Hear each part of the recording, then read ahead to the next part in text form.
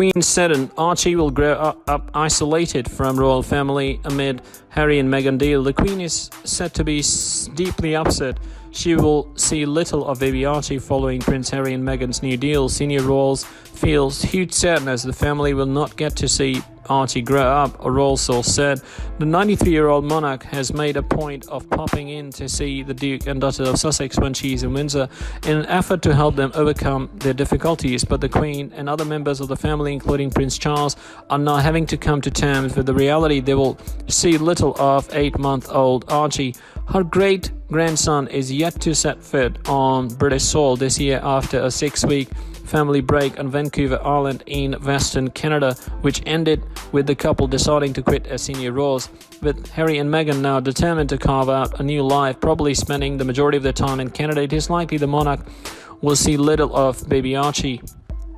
A royal source said the overriding feeling among family is certainly one of immense sadness that Harry and Meghan felt they could no longer carry on inside the family, and of course huge sadness that the family will not get to see baby Archie grow up as much as they would have. He will miss growing up around his grandparents, his aunts, uncles, and of course his young cousins. It is hoped after a calming period of reflection, they will want to spend more time in the UK. This is Harry's home, and he will always have the love and support of his family here. Prince Charles and the Duke and Duchess of Cambridge have only seen Archie a handful of times since he was born at London's Portland Hospital in May. Charles is thought to be worried the distance will make it hard to establish a close relationship with Archie. A source who knows the royal family said, "Where will Archie's heritage and roots be? What about Diana's family, the Spencers? Harry and William know all too well how damaging and unsettled childhood can be. It is one of the reasons William has sought to help everything as stable and normal as possible for his children. The Sussexes have chosen to walk away from royal life and will no longer use their HRH titles. They will no longer undertake duties on behalf of the Queen or receive public funding from the sovereign grant."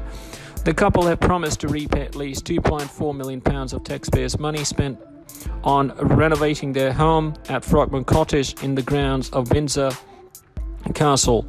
The couple are expected to lose their office at Buckingham Palace and make some staff redundant after quitting their royal roles, while other aides are likely to be redeployed to work for other members of the royal family. A Buckingham Palace spokeswoman said there will be a transitional period during which arrangements will be put in place, taking into account staff terms and welfare, although the couple have said they intend to retain 5-bedroom Frogmore Cottage and pay commercial rent for it, so they always have a place to call home in the UK. It is unclear how much time will be spent there with baby Archie. Their prolonged absence from Britain also cast doubt on whether Meghan, 38, will ever now attain British citizenship, as she will struggle to satisfy residency requirements over a 5-year period.